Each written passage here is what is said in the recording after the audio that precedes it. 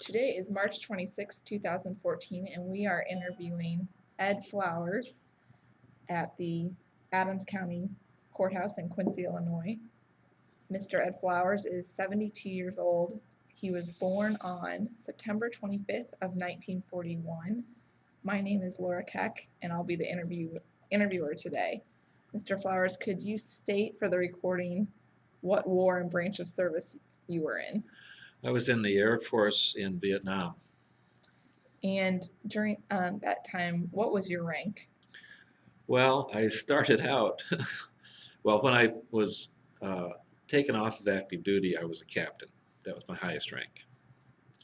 I started out as an enlisted man, which was, they called an E1, and proceeded on through officers' school and ended up as a captain. Okay. And you said you were in Vietnam. Where else did you serve besides Vietnam? Well, I served in Georgia and in California. Um, those were the two main locations besides being in the training bases in Texas. Now, while you were in Vietnam, did you get immersed in the culture there? No, not really, because the VC were everywhere. We stayed pretty much on the base. When we went off base, we were armed. And where was your base at? I was at two places. One was called Benoit, which is just north of Saigon, and the other one is called Cam Ranh Bay, which is about halfway between the DMZ and the south end of the country. It's a natural bay. It's a big shipping point in and out of the country, besides going into Hanoi or Saigon, which is now called Ho Chi Minh City, I guess. While you were there, were you able to get any mementos that you could bring back? No, not really. Because No. of the VC? Well, yeah, and they, the military was watching pretty much what you were bringing back. When you came in the country, I landed at Travis. They ran through. They took my luggage apart. This is the U.S. military? The U.S. military, because people were smuggling drugs into the country, because the Iron Triangle down there was a great place to grow everything. Yeah, there was a lot of that going on. And you said that you were a captain at the end. What were your different jobs and assignments while you were there? While I was in Vietnam, Yes. basically, I was a commander of what they called a combat documentation unit. And the easiest way to explain it is ask somebody if they ever seen the pictures of Hiroshima and Nagasaki after the bomb went off. Well, I'll tell you that the guy that took those pictures was the guy that trained me. So that was combat documentation. And part of what we did was armament recording, which is like gun camera. And then the jargon letters they call BDA, which is bomb damage assessment. We had cameras mounted in the bottom of the airplane next to the bomb bay, so that when the bomb went off, you could see what damage and how much you've done and whether you got your objective or not. And they had a kind of a dramatic film that we used quite a bit. There was a bomb called Fat Albert, which was a 15,000-pound propane bomb. Huge. I can't tell you how big it is. It's much bigger than that desk, and it had a fuse on it that was about 8 feet long, so that when you dropped it out of the plane, it went down on a parachute, and when that fuse hit the ground, the bomb exploded about 12 feet in the air and just leveled the area, took the jungle down, and it made an LZ, a landing zone for helicopters, for choppers. That was a pretty dramatic explosion. And you took the pictures after this would happen? While it happened. While it happened. Watched it go down, yeah. And what would they use these pictures for? Well, that's another part of the documentation, to make sure that they've got the area they wanted, and to see if you damaged any of the enemy, that kind of thing. And you also had a different job, I think, when you were in California. Is that Yeah, right? I was, the last job I had on active duty was television studio chief, which was organizing the operations of the Air Force television studio. This was the top of the line television operation, because at that time the Air Force and all the military actually was switching away from film into video because it was so much. In fact, the outfit that I was working with sent a videotape recorder to Vietnam back in, was it 68, uh, to, to try it out, to see how video would work as far as, because what they needed was the commander on the front line, like me, I wasn't really given much leeway. I was given orders from Saigon on what to do, and Saigon was given orders. Well, actually, it was Tan Son Nhut in northern, the Army or the Air Force base in Saigon, and they were controlled out of the Pentagon. Tan Son Nhut got his orders from the Pentagon, and the Pentagon decided what to do based on what they saw in these pictures. Really? Hmm. As well as other things, Mhm. intelligence and stuff like that. Did you see any combat while you were there? Well, the first day I was there, we had incoming rockets. Oh, That's what they did in that area of the Benoit area, was they mortared and rocketed the air base. And my outfit had, for its operation, had trailers. We had a commander's trailer, we had a photo lab trailer, we had a camera repair trailer, and these were just ordinary house trailers. And they're sitting up there. In fact, I've got pictures, I should have looked for it, of shrapnel holes in my office where the rockets and the mortars went off and they blew shrapnel through the, well, trailer walls aren't too thick. no. So, yeah, there was, up in Cameron, there was more combat, ground combat. We had infiltrators up there because the VC could swim ashore, and they had what was called satchel charges, which was a little portable explosive that they could set off. And the officers' quarters were a beautiful location high on a bluff overlooking the South China Sea, which is a resort area, really, Yes. if it wasn't for war. And the VC would come ashore, and just before I got there, they got up there to the officers' quarters, and they blew it up, one of the compounds, one of the barracks. So I was close there. Yes. And we had west of Cam was the mountain range, and there was a part of the Vietnamese population that's called the Montagnards, which is a French corruption of mountain people, I think. And they were on our side, and they were very fierce fighters. They were really tough. They knew where the VC was. They knew how to spot them.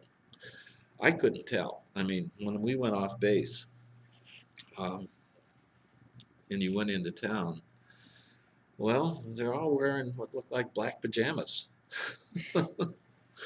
And they could be neutral, or by day, and at night they were trying to attack the base or infiltrate it or blow up something. You just didn't, you couldn't tell by looking at them. But these Montagnard people could. Somehow, I don't know. Yeah. So did your unit suffer any casualties from any of these? Not while I was there. Before and after, yeah. We would send guys up in the fighter planes with cameras to record things, and we lost several people During that time. Yeah. Mm-hmm. Did you yourself sustain any injuries? Not physically, no. Were you a prisoner of war at any No. time? And I assumed you received some medals or citations for your service. Right, yeah. What did you receive? Well, I was given an Air Force Commendation Medal mostly because I was a commander. That's what they did at that time. And of course, the unit was given an Outstanding Unit Award for its doing its job. I got that. And then, of course, the various campaign medals. And explain to me what a campaign medal is for. Well, it's like when you served in a particular conflict, it would be a ribbon or a medal. Actually, there's both. Okay. You wear the ribbons and you can keep the medals. In fact, they told you that if you were, you could wear the medals on your civilian clothes. Really? Yeah, but nobody does it anymore. Yeah, the Russians, I guess, did it for a while. But so kind of switching subjects a little bit. With your other officers and fellow soldiers, how did you get along with them? well, fine. The one thing I learned, I heard somebody tell me when I became an officer, listen to your sergeants. And when I got to Vietnam, I did, and it worked. They knew if I had a problem, if the unit had a problem, I'd go to the sergeants and say, what do you think we should do? And usually in our operation, it was a personality problem. I mean, somebody didn't want to do a certain thing, and it was part of the job, and we got them to do it. And obviously, you were in very close quarters, I assume. Oh, yeah, So right. you Yeah. kind of have to get along. Yeah, right. Yeah. Did you feel pressure, stress, or anxiety while you were there? Oh, yeah. And what was your major causes of that? Well, I can guess, but when I got there, I'll abbreviate this story a little bit. When I first landed at Tan Son Nhut, one of the top sergeants said, in short, there's no guarantee you're going to get out of this alive.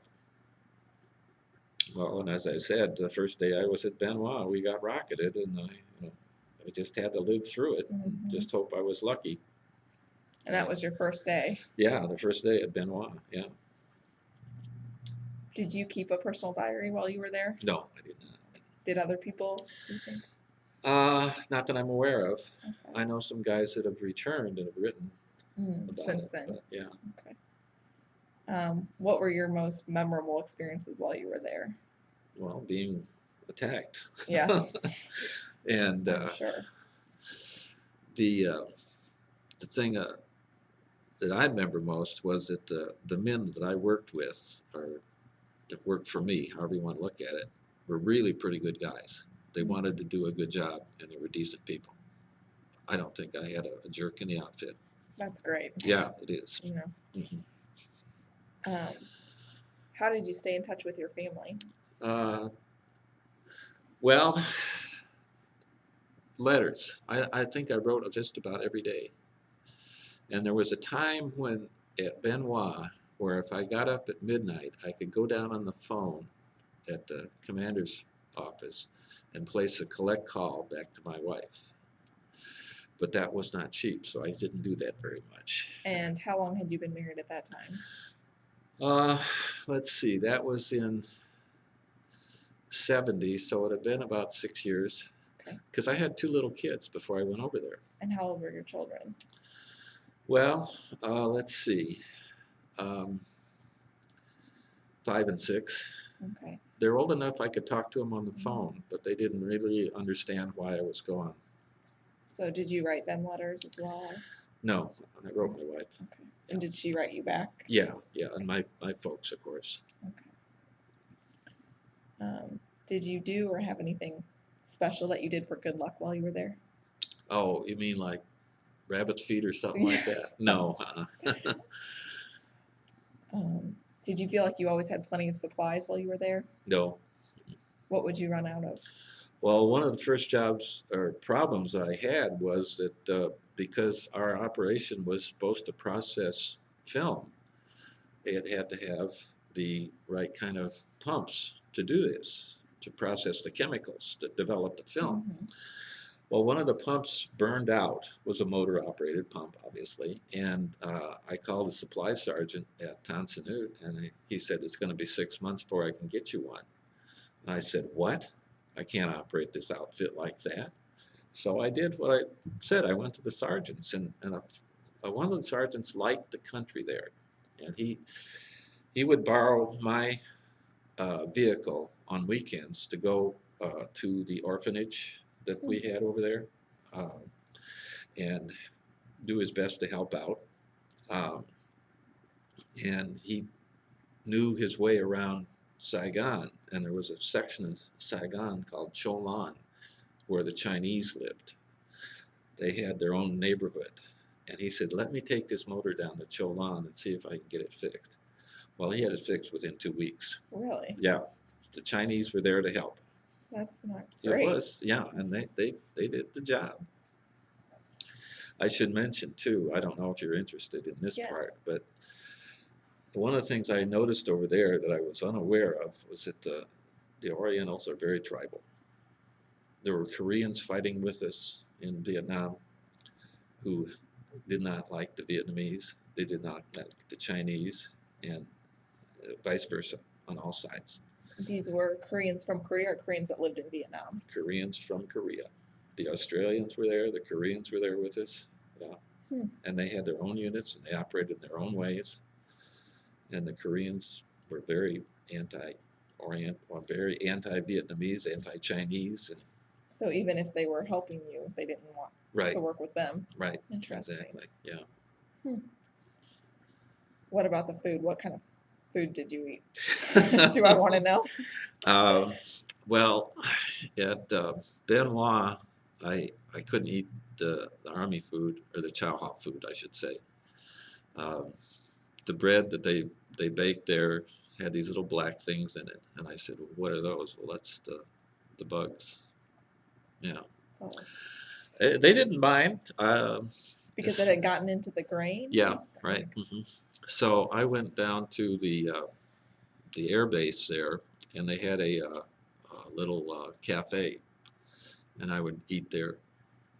But I didn't gain any weight there. I would bet not. So did your wife make you huge meals when you got home?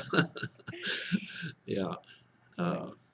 The Cameron had an army base associated with it, and they had a pizza place there, which was pretty doggone good because it was run by Americans. And they actually had pizza with shrimp on it. Really? And I never had that before, and it was good. Yeah.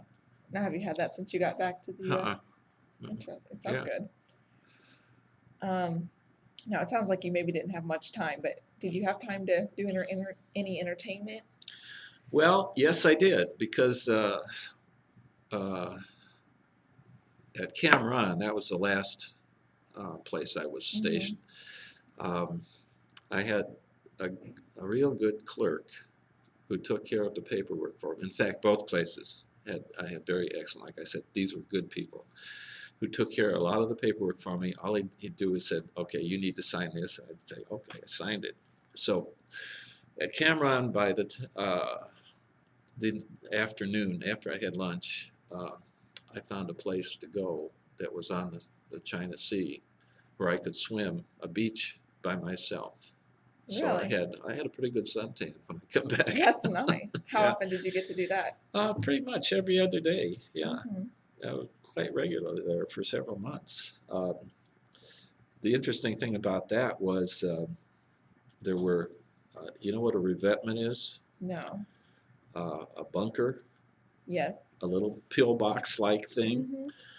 This beach was right on the bay, and it had several of these things spread along the beach shore, and they were left over from World War II when Japan occupied the place. Really? Yeah. And they had just been left there? Just left there, yeah. Interesting.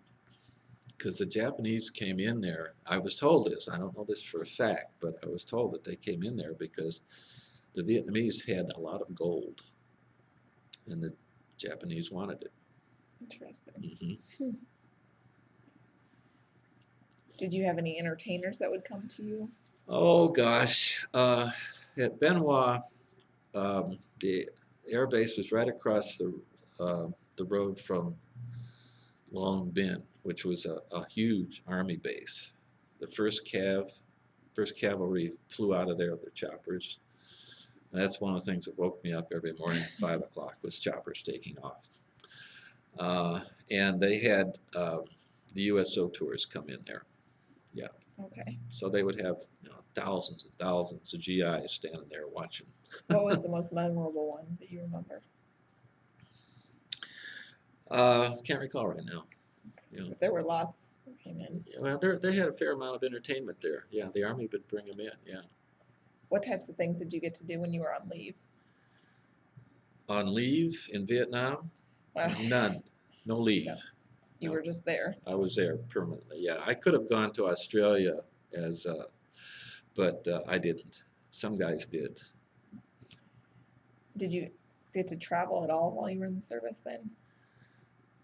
In the service, traveling, I moved every year and a half. To different places? Yeah, right. Yeah, that's how it worked out. Yeah. Do you recall any particular humorous or unusual event that occurred? Oh, there was unusual event. Yes. Yeah, this one you won't run into too often. At Benoit, my clerk, Sergeant Schultz, came in. Like I said, I was in a trailer. He was in one end and I was in the other, so we were kind of separated. I had a door so I could talk to people privately, and he wouldn't know about it. Anyway, he came into my office and he said, Lieutenant Flowers is here to see you. My cousin, Billy, who went through West Point, he has the same initials I do, E.W. Flowers, my last name. Mm-hmm. So he walks into Shields' office and said, I want to see Lieutenant Flowers. And Shields goes, who are you? Same name. And it turns out that Billy was in armor, and they sent him into Cambodia in a tank. And of course, tanks did not do well in rice paddies. He had to walk out of Cambodia back to Vietnam. Wow. Yeah, the tank was left in the rice paddy. And he said, he called, he said, I've got a dog I picked up in Cambodia, and I'm being sent up north towards the DMZ. Will you take care of this dog, because I want to send him back home? And to do that, you had to quarantine the dog for 6 weeks or some long period of time to make sure, no diseases, obviously. And he said, can you arrange for this? And you have to take it down to Saigon. Well, I knew this sergeant that liked to use my truck on the weekend. I could ask him a favor, and he did. He took the dog, called Rascal, took Rascal down to Tan Son Nhut and had him quarantined, and sent him back to the States to his mother, Billy's mother. And when I visited California about 10 years after that, he said, come on out to the house. Rascal's here. Still there. Really? So he was still alive after all that Mm-hmm. time. Yeah. And he was, when I had a Rascal, I had to hold on to him for about a week or two before we could arrange to send him down to Tan Son Nhut. And I kept him with me. And he'd go to my bunk at night. And when we had incoming, Rascal would be under the bunk before me. He knew what it sounded like. So how did he get this dog? Just on his walk back? It was on his walk back. He found it. It was a Really? small dog, short-haired dog. And yeah, Interesting. smart too. Yeah. Yeah. And impressive he lived that long with Yeah, everything really, he went yeah. through. What were some of the different pranks that you might have pulled? Well, I don't think I really pulled any pranks. I know I did some things that the colonel in Saigon didn't like. One of the airmen that worked for me was a good guy. His name was Fielder. He would take care of the on-plane cameras, and he met a local, and he wanted to marry her. And in order to get permission to marry, you had to wait a certain period of time. And the military purposely made it such a long period of time that you would have to serve more than your year. See, normally we would just spend 1 year in Vietnam, and that was the agreement. Once you were there, you didn't have to go back, usually. Although I knew some guys that did. unless you wanted to. And in order for Fielder to get permission, he had to extend for 6 months. And to do that, he had to have my permission. Well, the colonel in Saigon discouraged that, but I endorsed it. Mm-hmm. I allowed him to marry that person. For that, yeah. Yeah, and that was the prank I pulled, I guess. The colonel didn't like that, Yeah. but anyway, that's his problem. Okay. Yes. This kind of now goes to at the end. Do you recall the last day that when your service was ending? Yes, yes. And where were you at that time? In California? Yeah, I was in California, and I got real lucky because this company from Silicon Valley, who was just starting to make video equipment, wanted to see what the Air Force had in the way of video equipment and what their requirements were, because they were going to make equipment that the Air Force could buy. And in fact, they did. As I said earlier, the Air Force was transitioning from film to video. Mm-hmm. And this company from Silicon Valley came down, and they wanted to see how the Air Force would evaluate the equipment. Well, I had quite a bit of electronics experience before I went in the Air Force. I worked for the old AT&T in the microwave business. So I set up a bunch of video tests for this equipment. And the guy that came from Silicon Valley was kind of impressed, and he said, well, when you leave, which was going to be in a few weeks, leave active duty, why don't you come up and interview? And I did, and I got a job in Silicon Valley right out of the Air Force. So that's what you did right after you finished? Mm-hmm. Yeah. And how long did you do that? I stayed with them for 2 years, and then I heard about this university in Illinois that was just opening up, Governor State, and they had a lot of video equipment because they were going to do a lot of electronic instruction, and they needed an engineer, and I applied and got the job. So you had actually done your schooling while you were in the military, right? The video part of it, yes. And I had the electronics before that. So where had you went while you were in the military? Where had I been Where? stationed? Where for the education did you go? Oh, well, see, when I was enlisted, the Air Force needed officers in certain fields they couldn't get enough of the regular way. And they said, okay, if you want to go through this commissioning program, it'll extend your length of duty, but we'll get you a degree in the field we want you to be in. And that was at the University of Denver. So they paid for that then? They paid for that, yeah. Okay. Or the taxpayers paid for it. Well, let's put yes, it that way. Yes, right. So you went to Governor State, then you said in Illinois. Where was that at? Governor State is located in a place called University Park. It's about 30 miles south of the Chicago Loop. Okay, and it's still open? Oh yeah, right. It's still going strong. In fact, about 30 years ago, we started making videotaping lectures, let's put it that way, in the fields where you could do it, like business law, for example. In business law, there's no gray. It's either it's right or it's wrong, usually. And the funny story is, we videotaped a whole series on business law, and then we sold the tapes to other colleges that didn't have instructors in that field but wanted to offer that course anyway. So those tapes went national. In fact, some of them went on to PBS. And that professor, he came back after he'd been on vacation, and he'd been stopped in Minnesota for a traffic violation. And he disputed it with the officer, and he went to court. And when the judge saw the professor, he said, "I've seen you on screen. Case dismissed." Oh, really? Yeah. Well, that's good. Yeah. Did you make any close friendships while you were in the service? Well, I stayed in contact with the guys that I was in Vietnam with. Yeah, in fact, Fielder, that guy I mentioned that married the local, he set up a site on the net. Oh. The 600 Photo Squadron, yeah. So how did you keep in contact with them? Through this Through internet service? Yeah, emails, yeah. Yeah. Do you guys do you attend any reunions or do anything like that? They pretty much died out, yeah. Do you still keep in contact with these guys though on the internet that Yeah, you have? right. And did you join any veterans organizations?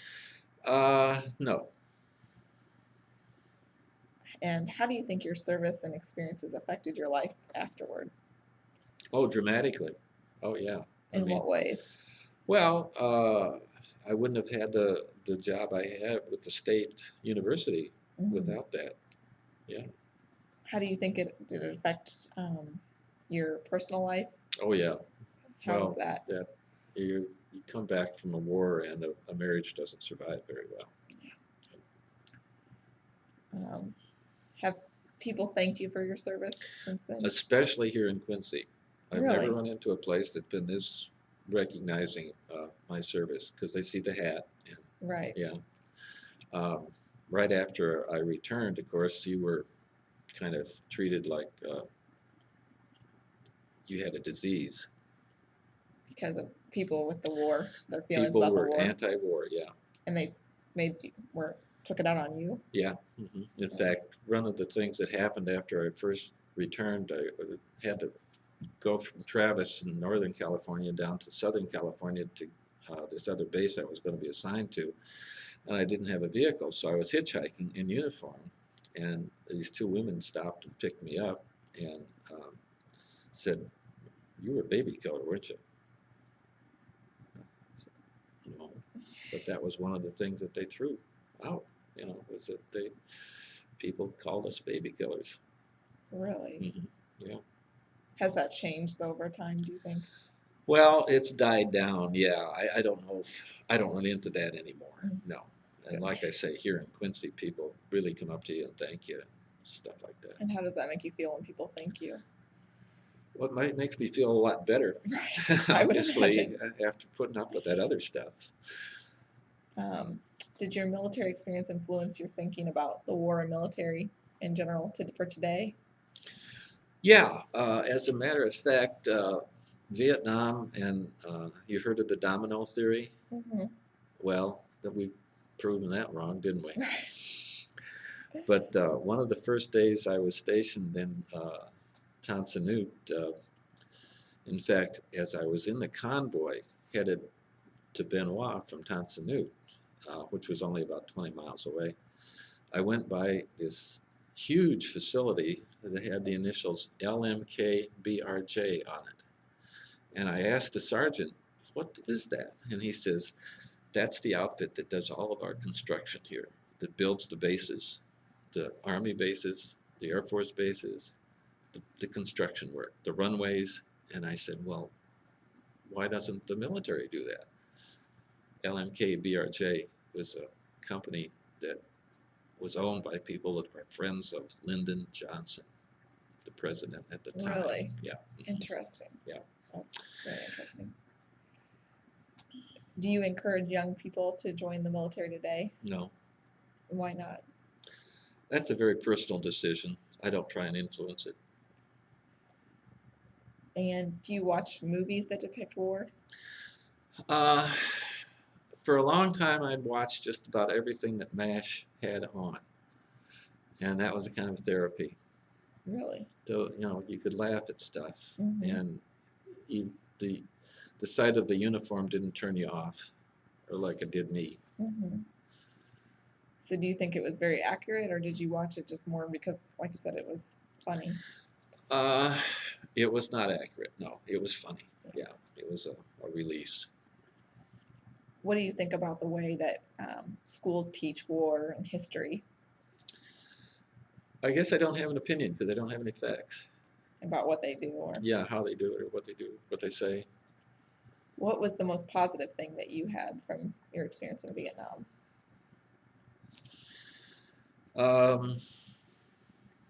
Well, I would say the fact that I learned to rely on the sergeants. That was a biggie. Mm-hmm. Before that, I was making decisions based on what I knew and what I felt and so on like that. And then I learned to make it a group decision. And do you think that was helpful for you then after you got out of the war? Yes, because at the university I was a supervisor, and I learned how to deal with people by doing that with the sergeants and so on.